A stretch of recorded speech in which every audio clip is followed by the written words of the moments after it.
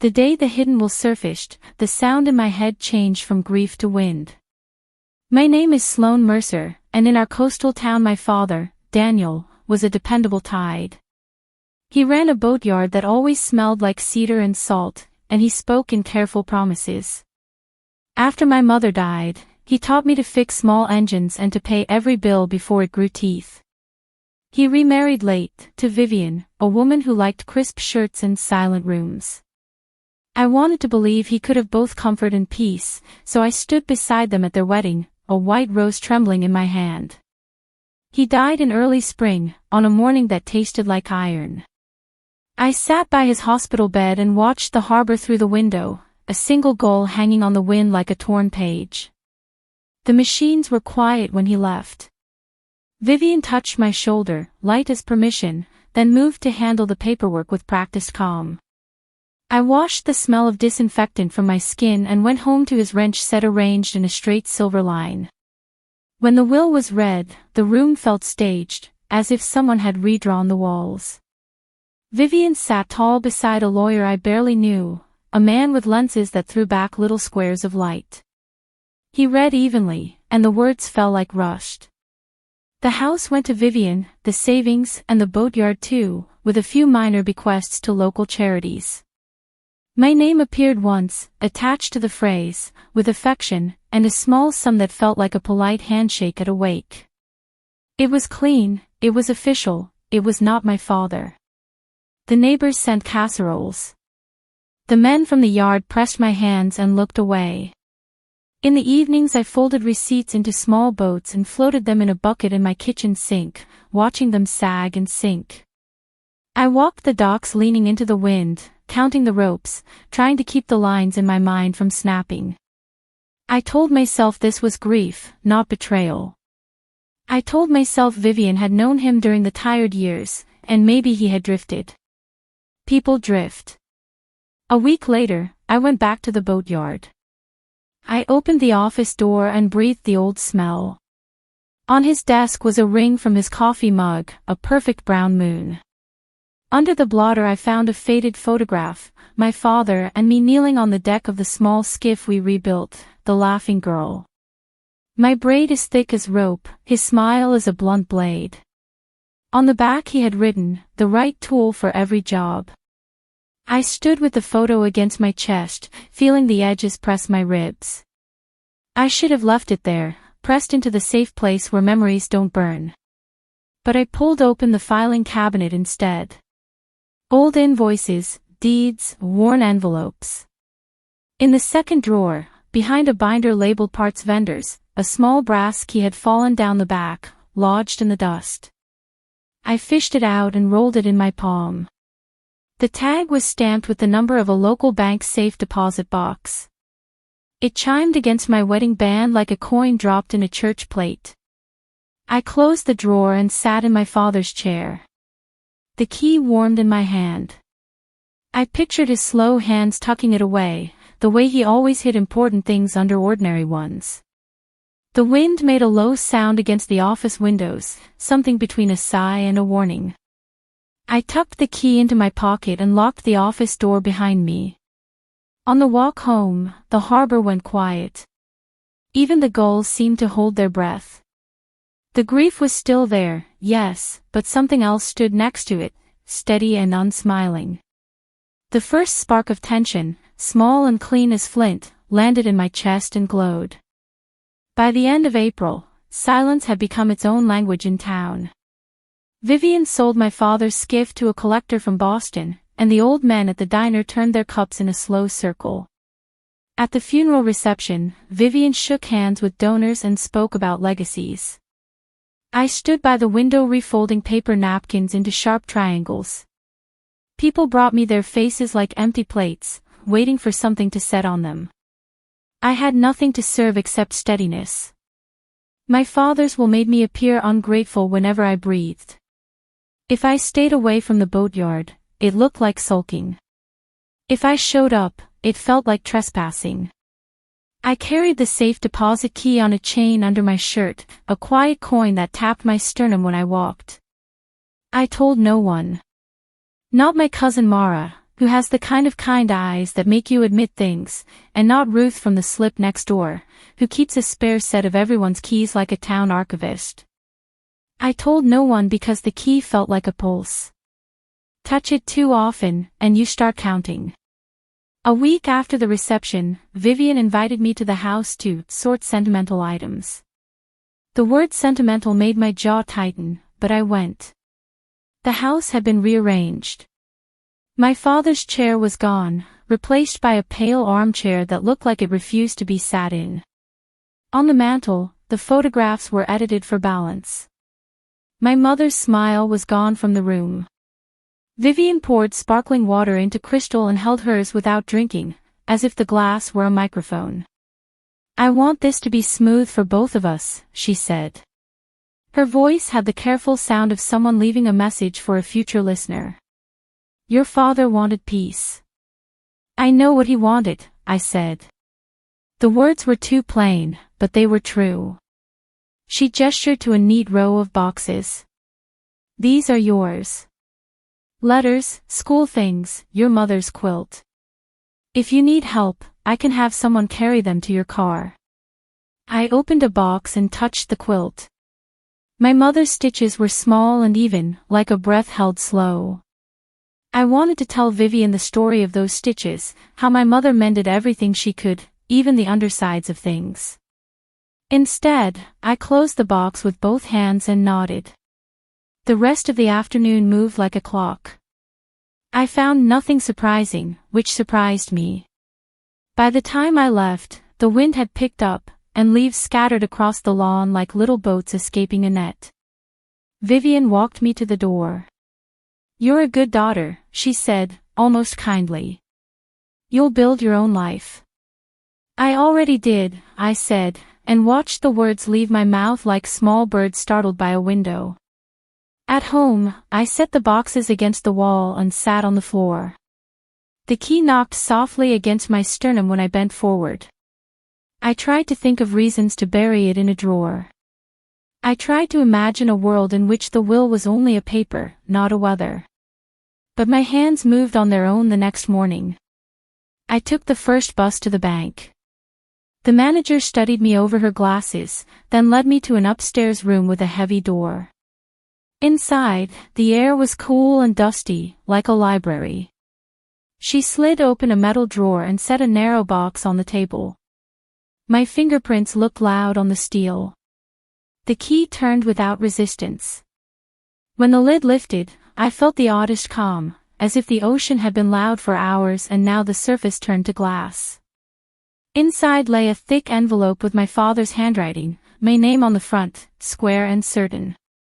Beneath it, a second envelope with the word copy. There was also a small black notebook, the kind he kept in his shirt pocket when he measured boards. My hands were steady as I broke the seal. That night, after I locked my door and set a kettle on to boil, I read at my small kitchen table. I read until the insects at the window gave up trying to find the light. When I finished, I folded the letter along its old crease and pressed it flat. There are some losses that take your breath, and some truths that give it back. I did not sleep. I watched the sky turn, and with it, something turned in me. Near dawn, I wrote a vow on an index card and slipped it into the notebook. I will answer without noise. I packed the papers back into the envelope. I left my phone on the counter and walked to the harbor, where the pilings wore ropes like old scars. The tide was just beginning to rise, slow, deliberate. I decided to become the tide, and stopped waiting to be rescued by weather. The letter began with my name. Not a greeting, not a flourish, just Sloane, as if he were stopping me from pacing.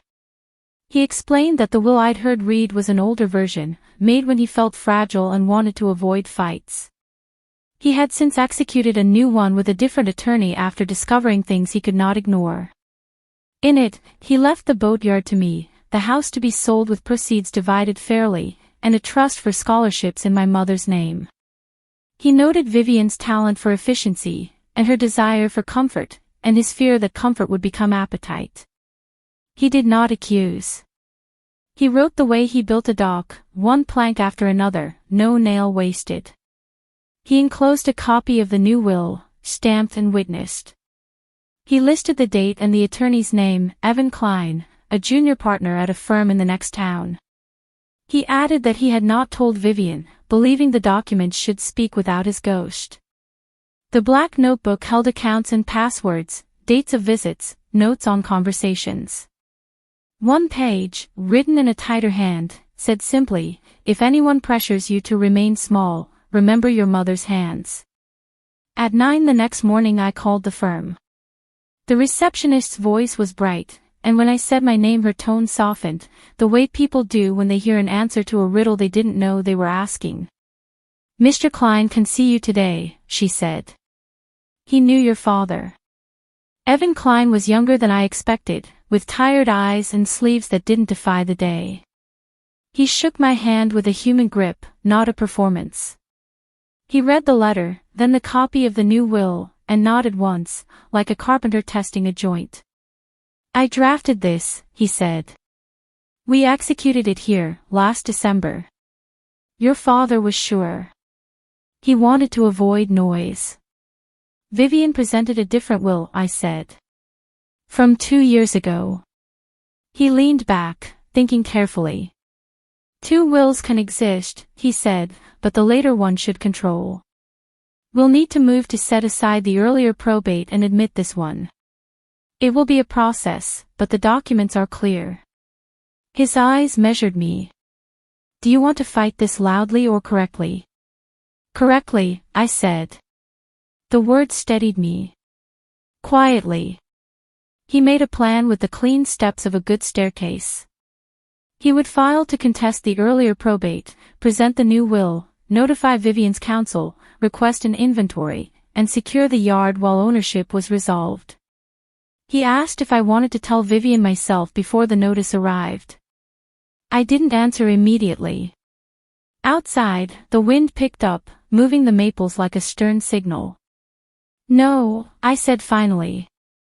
"Let the documents speak." When I left the office, the afternoon had the bright, thin light of late spring. Ruth was in her yard, trimming roses with the seriousness of a judge. She looked up as I passed. "How's your heart today?" she asked, no lace around it. "Learning to read," I said. She wiped her hands and considered me for the space of 3 breaths. "Come by later," she said. I made too much soup. That evening I told Ruth the simple facts, not the drama. She listened with her hands still, a rare thing for her. When I finished, she nodded. "Your father taught half the boys in this town to hold a hammer straight," she said. "He didn't do that to leave the boards crooked." We ate while the light thinned. I watched her prune an extra rose and set it in a short glass near my elbow. The petals held what looked like small mouths. "Quiet," they seemed to say. "Finish your supper. Do the next right thing." Over the next week, small changes clicked into place. Evan filed the motion. A notice was served. I began spending mornings at the boatyard, not to claim it, but to tend it. I swept, oiled hinges, labeled drawers. Men who had worked for my father drifted in, awkward as teenagers at a dance. I assigned tasks and smiled without performing. "We keep the place neat," I told them, "until a judge tells us otherwise." They nodded and found their old rhythms, relieved to obey a rule that sounded like the old rules. On a bitter gray Thursday, Vivian appeared in the doorway of the office. She wore a trench coat as if preparing for rain that had not been forecasted. She looked around with careful contempt. "You could have spoken to me first," she said. Her voice was low, tight with effort. "I chose paper," I said.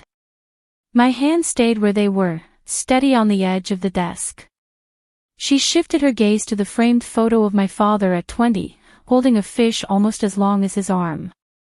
"You're turning the town against me." "No," I said. "Silence turns the town. I'm done being silent." Her jaw flexed, then stilled. You will regret this, she said. I nodded once. Maybe, I said. But not for the reason you think. She left without slamming the door. The men on the dock adjusted ropes that did not require adjusting. Out on the water, the light broke in a single clean line across the surface, a seam ready to be pressed. The hearing was scheduled for a Tuesday in June, when the courthouse smelled faintly of dust and rain. Evan had prepared me with short sentences and sensible shoes. Answer only what is asked, he said. The truth travels well.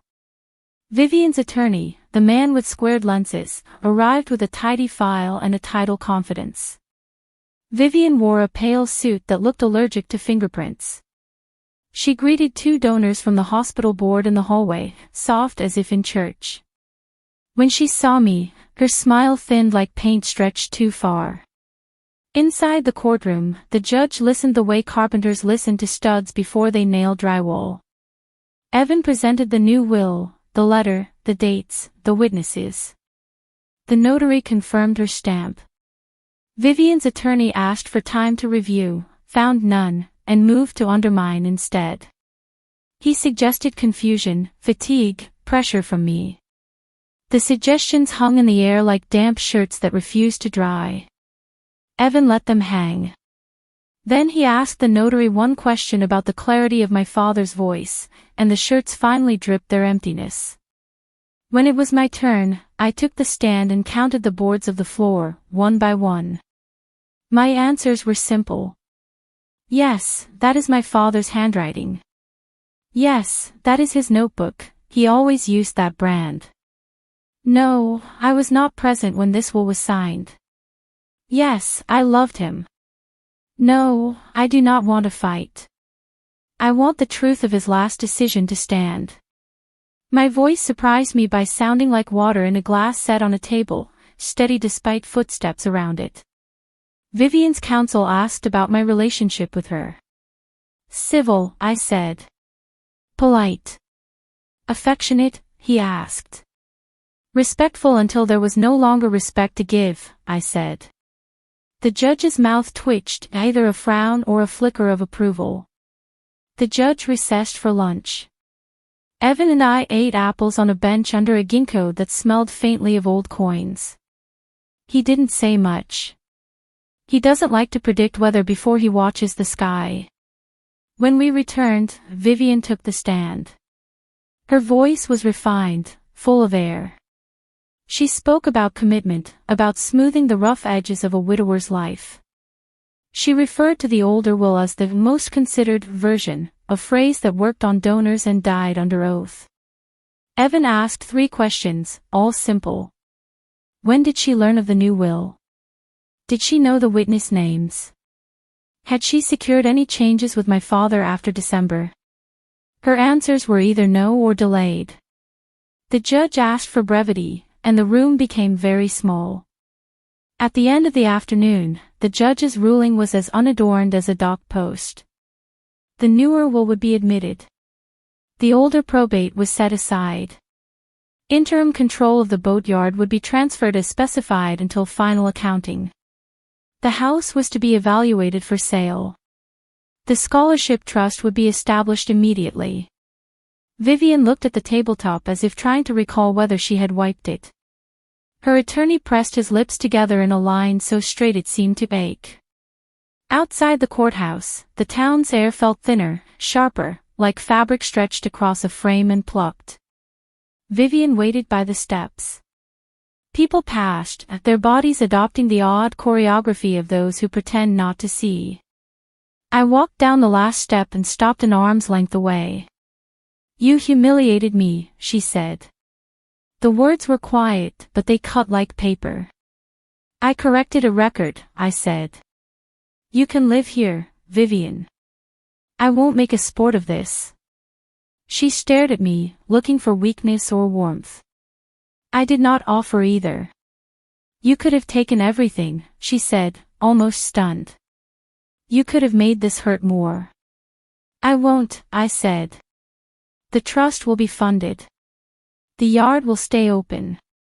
The house will sell at a fair price. That is all. Why? The question came out without strategy, and for a second I saw her as a person alone in a quiet room. Because my father valued dignity, I said. And because I am not heart-hungry. We stood in the small wind for several beats. A bus door sighed open at the corner. She lifted her chin, adjusting a strand of hair that did not need adjusting.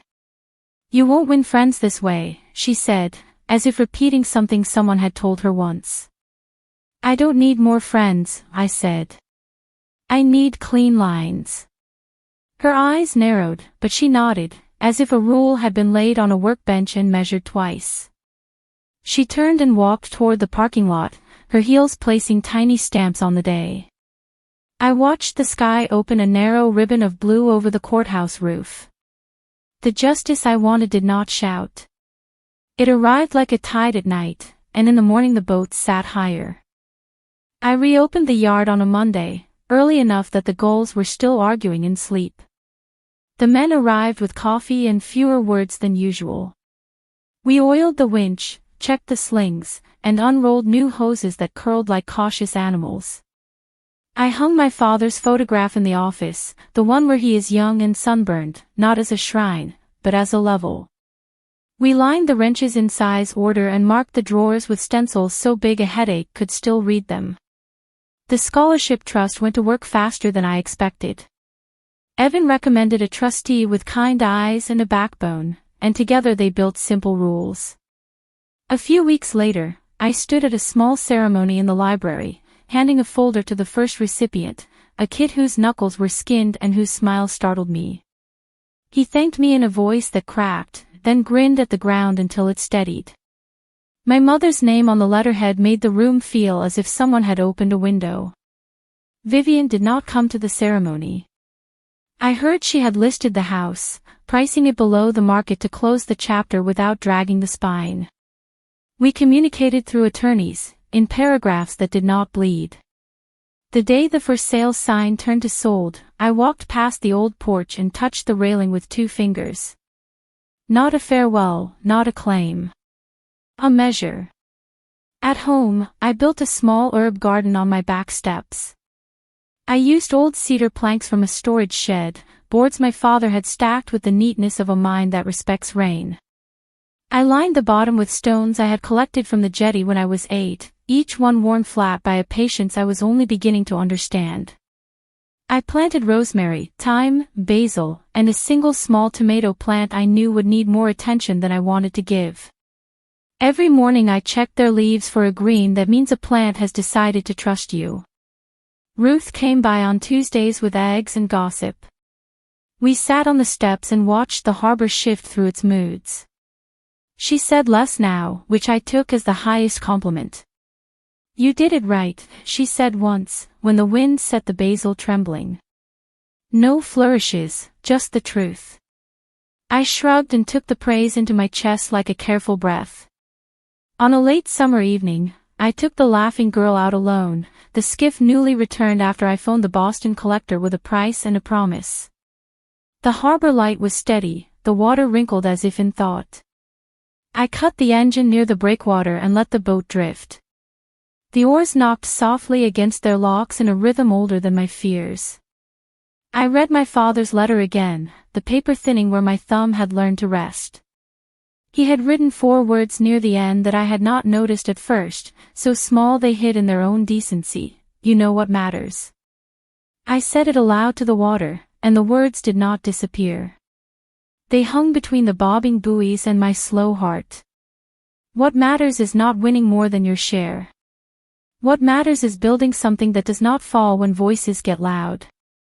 What matters is setting the tool back in its place, clean and ready for the next hand. When I reached the dock, the sun had pulled a ribbon of orange across the water so fine it looked stitched. I tied the boat without glancing, the knot landing faithful in my palms. In the office I turned off the light and stood for a quiet minute, listening to the yard settle. Metal softened its complaints. Ropes took their final stretch. The day folded itself and waited. I keep my father's key in the top drawer now, not as a secret, but as an instrument that has played its song. Sometimes, when a storm gathers, I touch it and feel the unimportant thing it has become, which is a new kind of comfort. Vivian's pale suit flickers through my mind now and then, not as a threat, but as a weather report from another coast. I wish her peace, the kind that arrives when you stop rehearsing a version of yourself that strangers clap for. The town still talks, because that is what towns do, but they do it less around me. Men come to the yard wanting work and leave with tasks, not pity. The scholarship letters go out in their careful envelopes, and somewhere a kid with skin knuckles reads their name next to my mother's and stands a little taller in their kitchen. The garden requires water, just the right amount, and pulls me outside when evening is soft and the light lands on my hands like confidence. In our family, we used to say goodbye at the door with a single instruction. My mother started it when she was tired of goodbye sounding like surrender. She would press a palm to my shoulder and say, "Keep your tools sharp." When I say it to myself now, I add something I learned this year. Keep your tools sharp, and choose your work with care. Some days the work is building, some days it is waiting, some days it is turning a key and letting paper speak. If this story touched you, share your thoughts below. And subscribe for more stories of quiet revenge.